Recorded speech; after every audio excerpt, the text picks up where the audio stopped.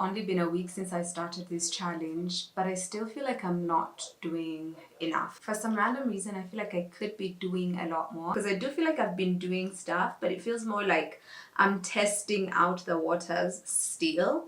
Maybe I need to plunge a little harder. Does that make sense? Dive a little harder? Submerge myself?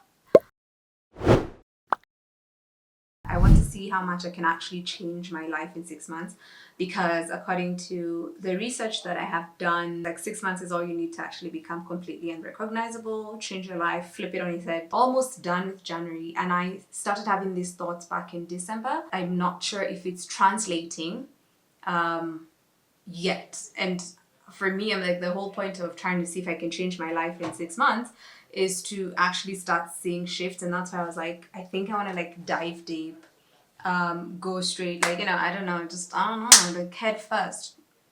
Dive, not head first, it's like the whole body first. Like just jump in. And in the Atomic Habits, James Clear talks about being stuck in motion versus being in action. And I've realized, like, I think I want to be more in action versus being in motion, because it's in doing that you learn, not necessarily in planning. It's almost 9:30 p.m. I want to tidy up before I go to bed, but first we need to feed the cats. I guess we're doing our closing shifts. I'm going to listen to something as I do this. Set a 15-minute timer.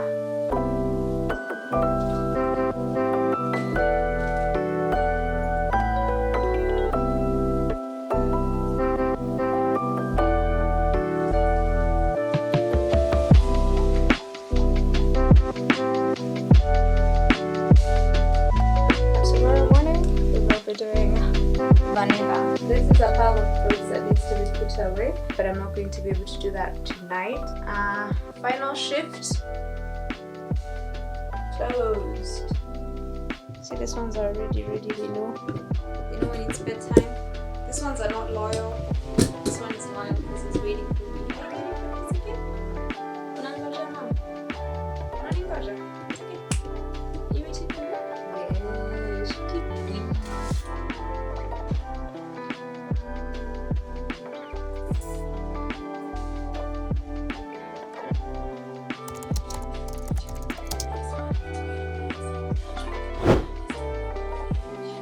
Let me tell you, this lotion, Zoe, one, it smells absolutely amazing. This is the satin jasmine. It smells divine. And what I also love about it is that it actually moisturizes you. It's like my skin actually feels like it's hydrated, especially when I mix it with my baby oil. Ugh, everything.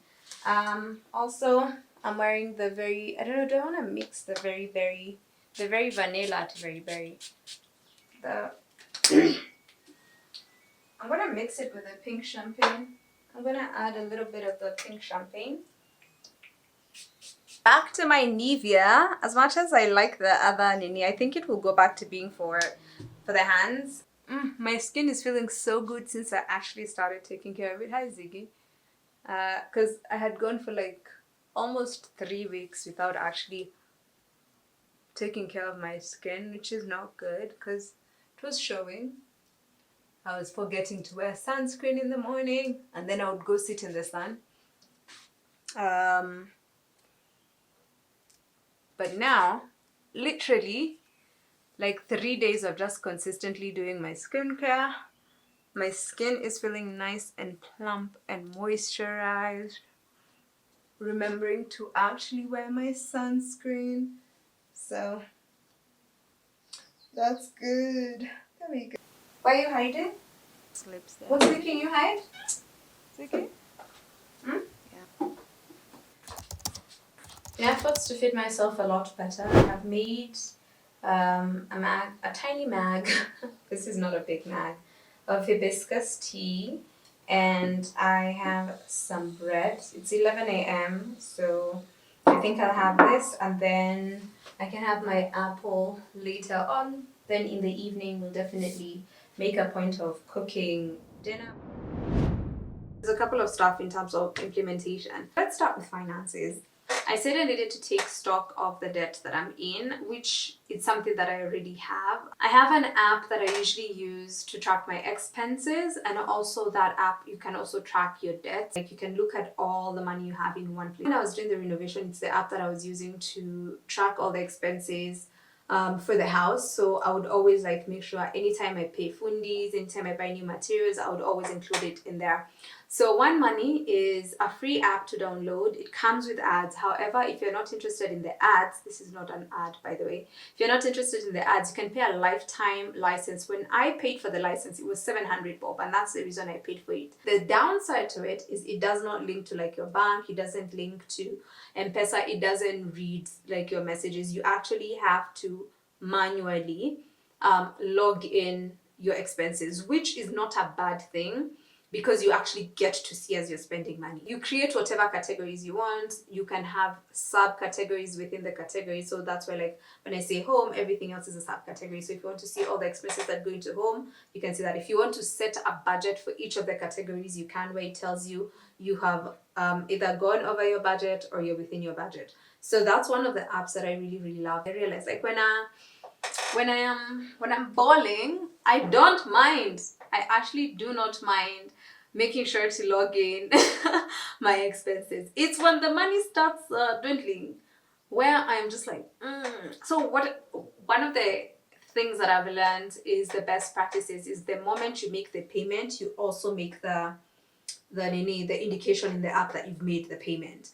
One of the problems I used to have is there's months where my expenses will be very high, and then there's months where my expenses are like bare minimum. So what I did is, like, I figured out what my bare minimum expenses are, and I worked off of that, where I'm like, so I'm working off of that to build what my cushion fund is going to look like, which is also what people call like an emergency fund. Trying to figure out how much I would need in an emergency fund.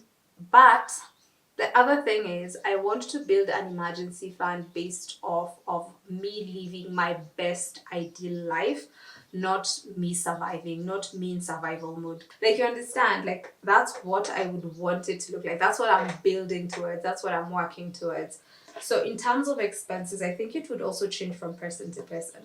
The model that I learned that I feel is the best thing that I discovered, it's the 70-30 model. Let me explain what actually it's 70-10-10-10 model, but it's technically 70-30. 30% of you're only allowed to spend 70% of your income. I learned this from a guy called John or Jim Ron.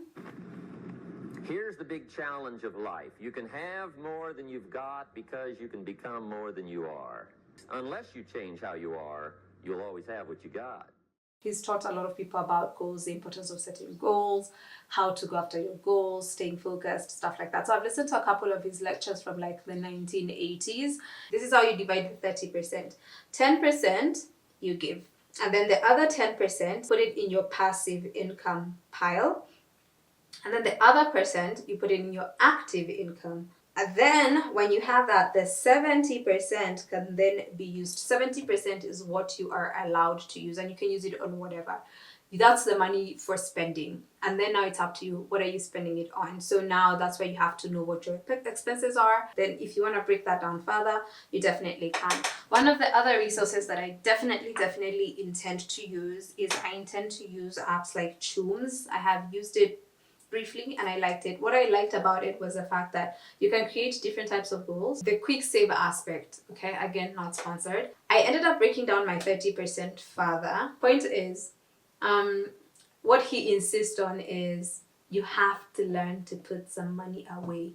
Whether you are earning $10, $100, $100,000. And he was talking about, like, for instance, like, the best practice is the 10% that you give away, okay? That you give to charity, donate, whatever it is.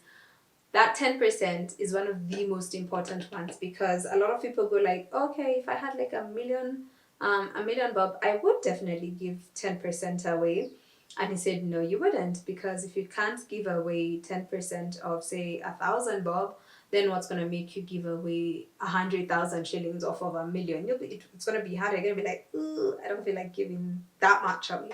So it's like, it's more of building a practice. For me, that's the model I'll be using. But like I said, I ended up changing mine a bit because, like I said, I also want to be out of debt. So I broke mine down to, where's the other notebook? I have so many notebooks. Okay, cool. So the way I broke down mine is I reduced my spending budget to 60%. And then for my project, I put 5%. And then debts, 5%. Give, 5%. Invest, 5%. Cushion, 10%, and a fund for 5%, the sinking fund of 5%. I want to set myself up in a way that like I'm planning for things that I want. Whether someone pays me 1,000 bob or 10,000 or 100,000, first thing I'll do is I'll calculate and immediately set that aside and forget about it, and then I'll go disperse it into the different accounts depending on what percentage needs to go where, and then now you're left with the 60%, which now is what you can use to pay bills, buy food, use for transport, all that stuff. So I don't know if that makes any sense or if it sounds complicated, but for me that's how I broke it down and it makes sense to me. The other thing in terms of finances, other than paying off debt, I want to be able to, one, build that emergency/cushion fund, and then two, I want to build a portfolio. I want to start building a portfolio, and I want to build a portfolio that is going to give me enough every single month to take care of my needs on a monthly basis while I am living my most ideal life. That way, regardless of what is happening in my life, whether I'm sick, I don't have to worry about my bills. If I am unable to create content, I don't have to worry about my bills. If maybe we're dealing with loss and there's tragedy and you can't perform and be creative and do the things, you don't have to worry. For me, the idea is I don't want to work to pay bills. I don't want to be making money and then my money just comes to pay bills and then that's it. Because if I do that, yeah, that's not living. So that's it in terms of finances. Last episode, I mentioned not knowing if I do actually have like a personal style. I know for sure I like tiny things. That much is true. However, I do have a Pinterest board that I have been saving images there for years. I don't know when I started this particular board. I want to see if like there's anything here. I do feel like I own most of these pieces, and some of these outfits I think I have put together. Actually, I literally have like this particular outfit. Like I have all these pieces. The shirt dress that I have is a lot longer. I've also seen those ones where it's like dress for your Venus sign. I'm a Leo Venus. What does that actually look like? Let's see. Let's see what a Leo Venus aesthetic actually looks like, right? Outfits. I should have put outfits. Outfits. Let's see. Okay, there's like a lot.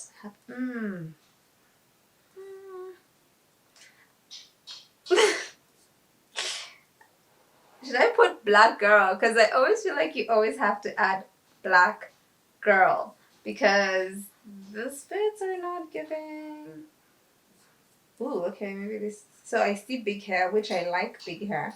Okay, I don't know. I feel like there's all this needs. There's so much happening. I don't know. I'm not seeing anything over here. Okay, so one thing for sure. I don't think this is helping me. So let me go back to my page. One thing for sure is I like short things. I like colorful, short, something that looks interesting in terms of like either structure, patterns for sure. So, because I was going to look at this and see if I could use Pinterest to get dressed, to dress me. Like I'm thinking cargo pants. I have this Nini corset top that I bought. Like, isn't she cute? I mean, I want to wear this somewhere. So yeah, like I said, I have not found an occasion to wear this yet, but I most definitely, I'm going to put a date in my books for Valentine's Day, a solo date. And who's to say I cannot wear this for my solo Valentine's date? Also, I want to go back to doing like self-portraits. It's been a while since I've done like self-portraits where I come up with a theme, I plan, and then I do like a photo shoot. I want to go back to doing that, and I'm going to do one wearing this. I do believe that I sort of already have like a personal style. As much as I love like my palazzo pants, I notice like I prefer shorter things. As in, there's a time and place for the palazzo pants, and they look absolutely stunning when I do wear them. The other thing I wanted to do is like I wanted to buy like loungewear for when I'm in the house so that I don't look like a bum when I'm working from home. Like nice, cute matching sets. They're not looking like a bum when I'm at home part that now I just need to work on. I came across someone who did this for themselves. They were doing a 21-day challenge. And so they broke it down into rules, habits, routines, and moments, and they also had journal prompts. I created a template on Miller Notes for the same 21 days, so every day she has like a prompt. And then she set up some rules. So some of her rules were live as if you are already the most ideal, best, highest version of yourself because you are. And I'm like, I absolutely, honestly, I love all her rules. So she said that she was able to turn around her life in like a complete 180 by just following this. I can link it below for anyone who's interested because it's pretty long. And she did this for, she manifested a relationship, manifested a job, manifested a home. And it was just amazing. And she had like rules, routines, habits, and moments. Then what I liked was now the parts where she's talking about the routine and the habit. And I literally had to go and search the difference between routine and habit because I was like, what's the difference between a routine and a habit? So a routine takes a bit more effort. A habit is very automatic, if in case you need to differentiate the two. A habit is like you've done it so much that it's become an automatic thing where when you get out of bed, the first thing you do is go to the bathroom. When you're brushing your teeth, you always use your right hand. That's a habit. When you are wearing shoes or wearing socks, you always start with your right foot or left foot, depending on who you are. I always start with my right one. When you're oiling yourself, you always start with your left arm. When you're in the shower and you once you lather the thing, you always start with your arms. When you get into the shower, do you start by watering your back or your front? It's always the back, right? So those are habits. Routines take a bit more effort where you actually have to be intentional about doing them. And then the part I really, really liked the most was the moments. And the moments are designed like a checkbox, a to-do list for that month. So for me, I'm thinking of it monthly. Like I really liked this because then that means, for instance, like in the month of Feb, we can have like taking myself for a solo Valentine's date. Definitely, I would want to do a sleepover with my girlies. Actually, I've been dreaming about. Listen, let me tell you something. I mentioned how like I want to move, right? I'm feeling really called to move. This started in November. That day when I was like, okay, I need to go talk to them. There was also something else that happened at that time. Like I was like, okay, I can just go have a conversation and then they'll allow me to paint and do the things and all that. And then the day after I saw a house and when I saw that house, I was like, oh my God, this is my dream house. This is the house I would love to be living in. And I was like, is this a sign from the universe? I've been thinking about it a lot. Like and I remember like in November saying to myself, can I move in the next 3 months? I give myself like 3 months and then move. And then, anyway, so I don't know. I still don't feel this house. Even like December last year, there's a day I was like, okay, I can just maybe, I looked at the paints that I had outside to see if I had something. And I was like, if maybe I just put a bit of color on one of the walls and then I can be like, okay, cool, we've started. Because when I brought in the plants, I was excited, but I was excited by the plants. And I was like, oh my God, I really love in the plants. But even when I'm trying to think of what to do with the space, I'm trying to put together ideas. I can't decide what kind of seat I'd like to have. I cannot decide. Like, I just, and then the spiders. I feel like the spiders and the spider webs and the cobwebs are the things that keep irritating me the most. I have tried everything. Like, I can literally clean a space and go out and come back, and the next morning there's a new spider web.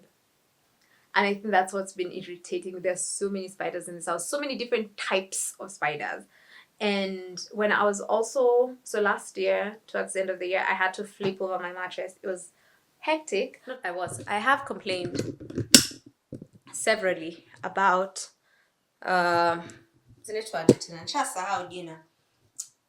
cobwebs na spiders. So we have this issue.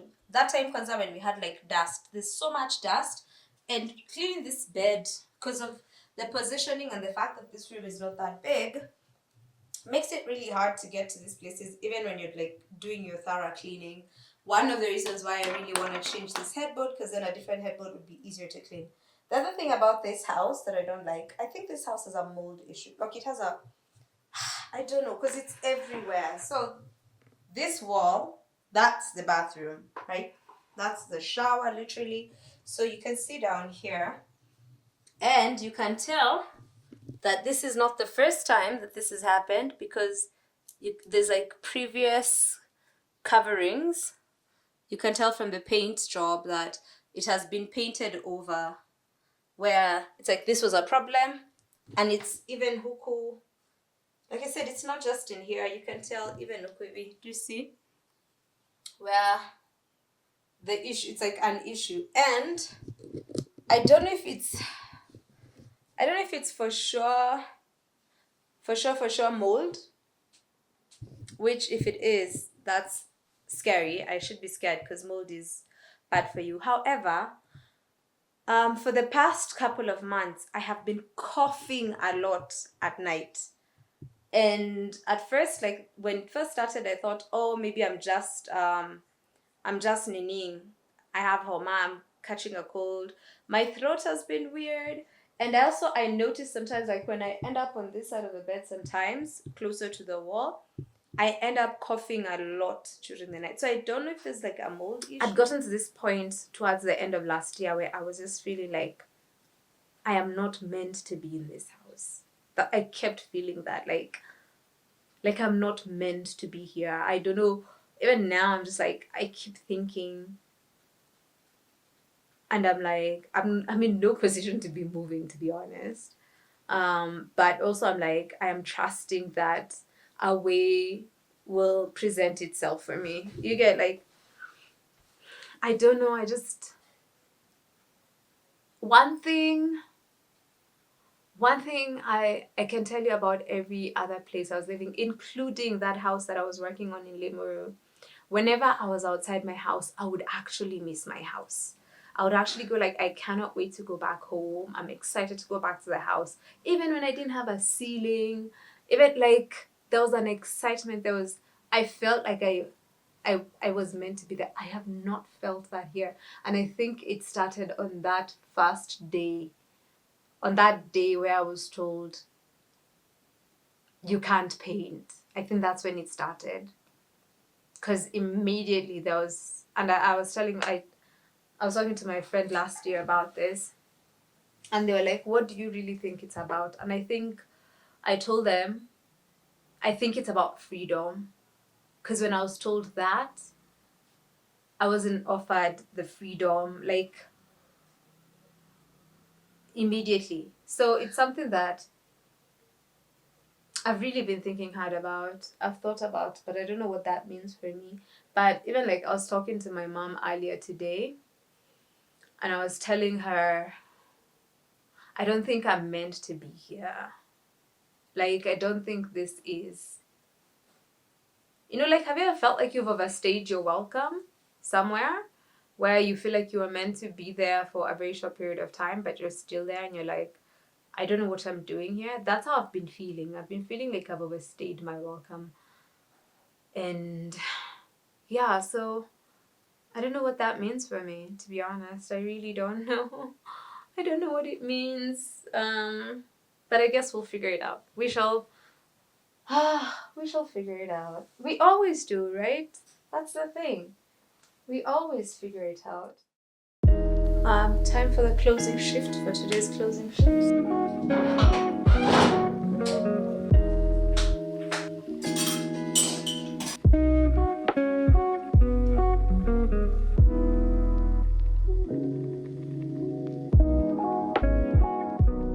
One of the things that I've wanted to do is I want to start volunteering my time in terms of like advocacy work. I want to be in spaces where one, I can talk more about things that matter to me, and two, I also want to give back through giving my time and sharing my talents. I had a call with Jerry and I asked if they have a volunteer program with Usikime.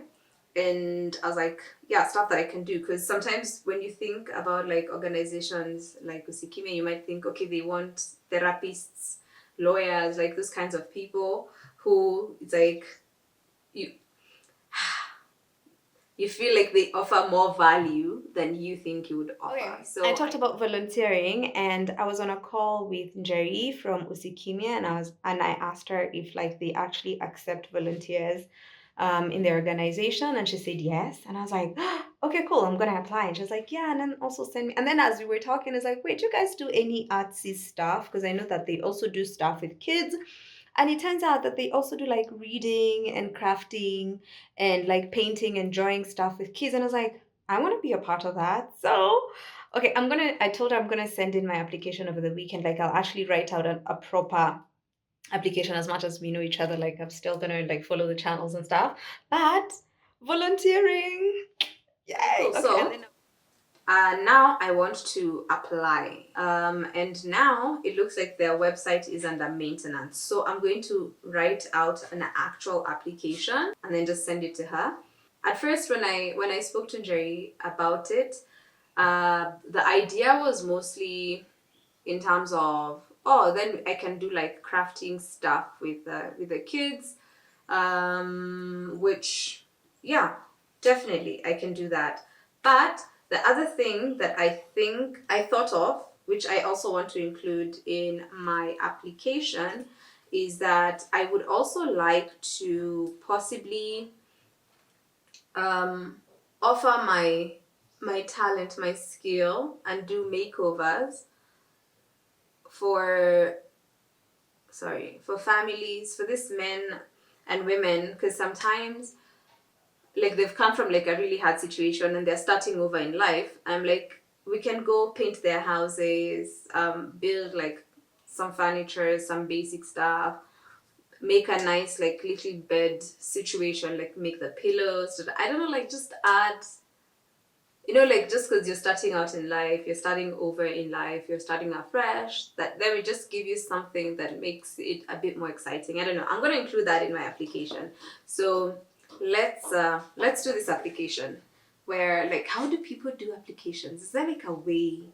Mine, I think I'll just write the things.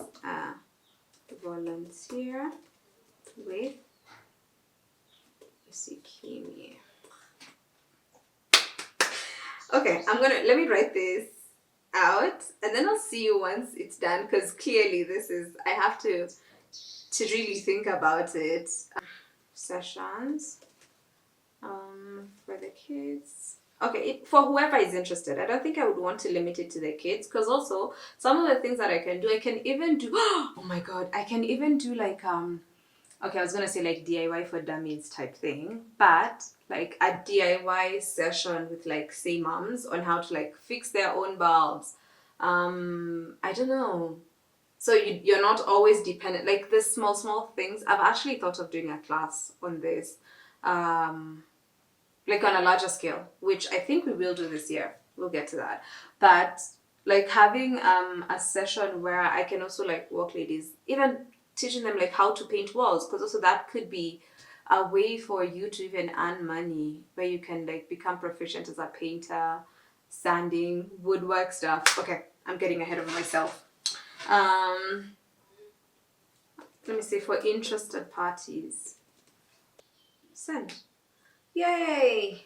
We have applied to be a volunteer. I have been struggling with figuring out the podcast, especially the guest episodes. One of the things that was very important for me was figuring out the aspect of incorporating joy. So for me, I've really been thinking a lot about like, how do I want to incorporate joy? Yeah, that's a message to myself as well. Start doing and then figure it out, because the more I'm doing the interviews and stuff, then in between I'll be able to figure out moments that I can start adding joy, or I can figure out how to start bringing in those aspects of joy. Is it like in playing a game? Is it because we have the moment of joy, but I think I want to sort of center joy a little bit more. Like I want to have a bit more of that. And then secondly, there was also the Monday series that I had started, which was inspired by, oh, I just had a thought, which was inspired by the radio show, right? And on Wednesdays, I used to have this segment called Dope Women Doing Dope Shit, which I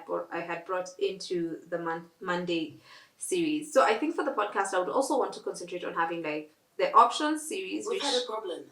No Please one- try again. Siri, no one is talking to you. Siri, Uh-huh. I wasn't talking to you.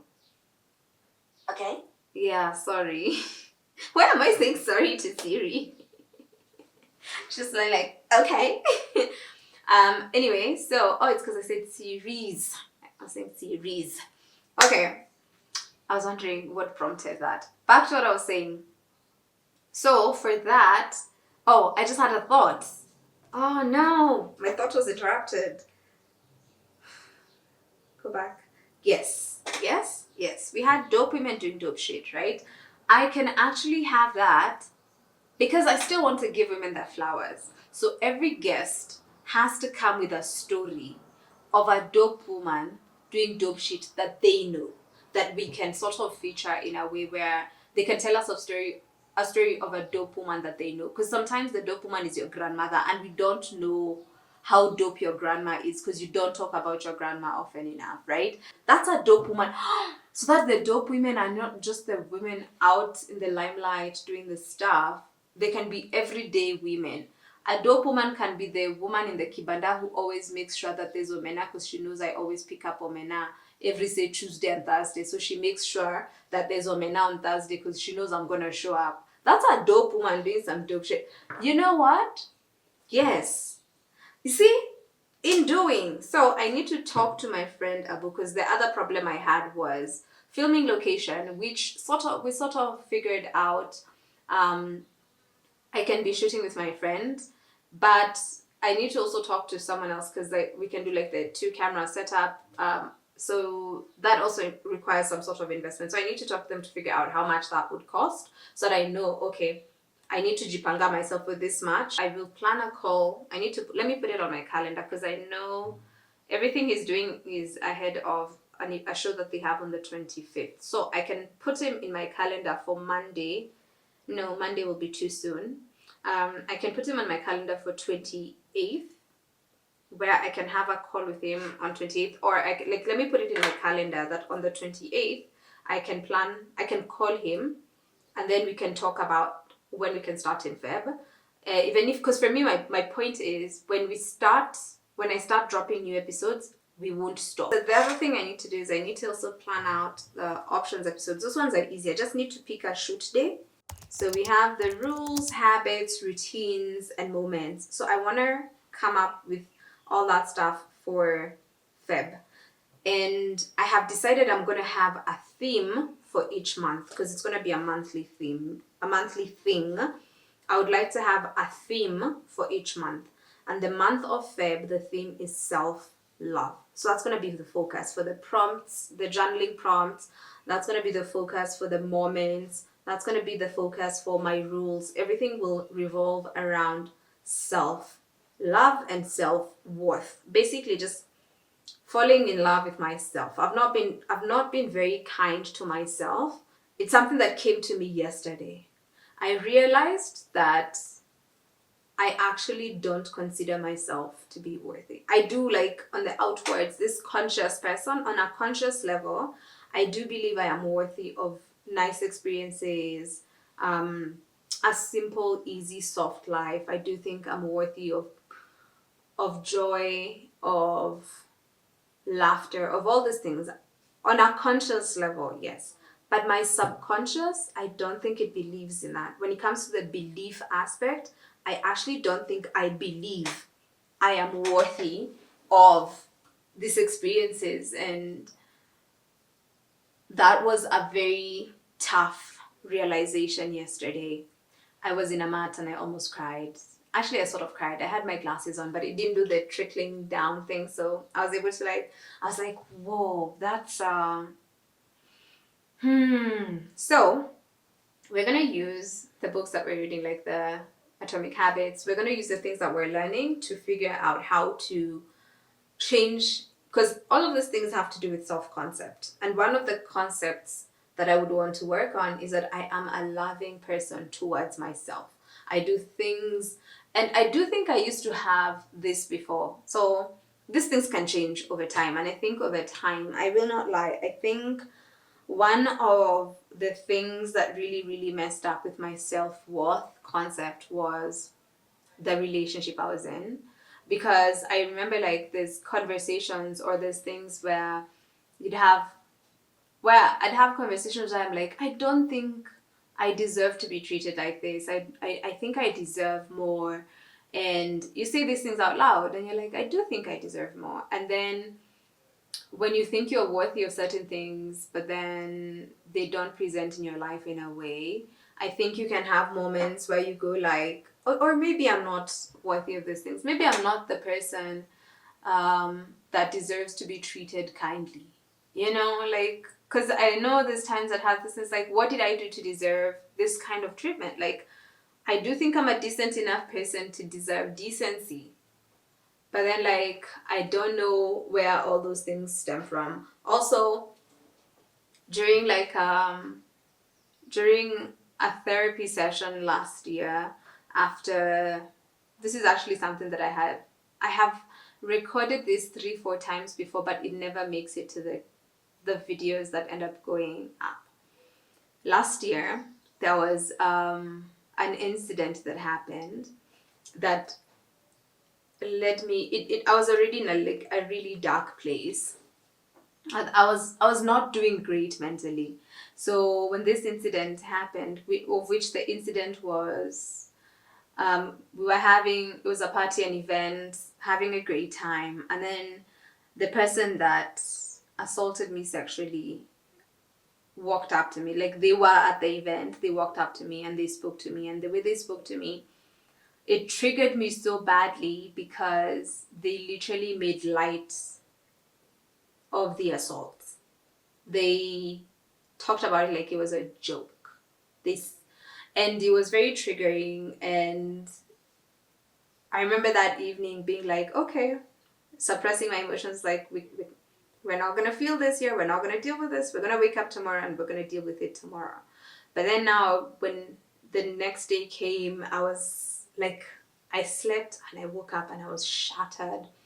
And it was like, it ended up being a really, really, really long ass day, that it got to a point where I spoke to a friend of mine and they felt like they were really scared and felt like I might do something to harm myself. I was like, at that point, I was like, no, I don't think I will self-harm. But they were like, yeah, I would still want you to talk to a therapist. And so they set me up with this therapist and I spoke to them, and then they were like, I would like to see you in person. So I guess even the therapist was scared to an extent, and they're like, I'd like to sit down with you. And so when we went and I started talking to the therapist, there's something that came up, which was a thing about rejection. And there was an issue of rejection from like a very super young age. Like when I was born, that's where my first experience with rejection was, when I was born. And this was from well, anyway, yeah, we're talking. This was from my father, right? So I guess that's something. And as I was a kid, as I was growing up, there was a lot of that. There are certain conversations I remember, even like from my dad's side of the family, from when I was a kid, the way my mom was being treated, because at that point it's me and my mom's, right? And the way we were being treated and all that. And I don't think it's something that I ever dealt with or ever got around to dealing with. And so like this last year at 34, you're sitting down with a therapist and you're talking about this, and they're like, there's a common theme of rejection in your life. And so I think that also informed a lot of things that ended up happening during my life as the years went by. So the month of Feb is going to be dedicated to that. So the rules that I come up with are going to be in line with that. The scripting will be in line with that. Everything will be around me falling in love with myself, letting go of shame, letting go of guilt, and loving me for the good, the bad, the neutral, the in-betweens, everything that makes me who I am. And forgiving myself for everything that I still hold shame or guilt over. So that's gonna be my theme. What ways will I show myself love? And it's not just like on the external, it's internal as well. So there's gonna be the external stuff, which we can have the moments or whatever. But with my routines and my habits and my prompts, I would want them to help me a lot with the internal stuff. For me, the small things are very important, because even like in starting, when I was talking about like I want to start doing journaling, the thing that I did was I went and bought the notebooks for gratitude. It says, no matter what, find reasons to be grateful. It shouldn't be that hard. Just look around. And then it says Muthoni Gitau 2025 gratitude journal. It actually says MG, not even Muthoni Gitau. And then the other one says MG 2025 script. Taking every single moment to craft my life. Words are powerful. Use yours to build the life of your dreams. With love, Muthoni. You've got this. That's it. Like, so for me, that it's an act of showing that like, yeah, we're doing this. And so like even with when I say like my goal is to hit 100K subscribers, my process is posting, filming, editing, and posting. I want to hit 50K on Instagram. Take photos, post them, schedule if you have to. So that's how I'm going about it. I think the more I do this stuff, the more I'll see if there's anything to rework. Do I need to add something, change something, adjust something? But it all starts in the doing. So yeah, thank you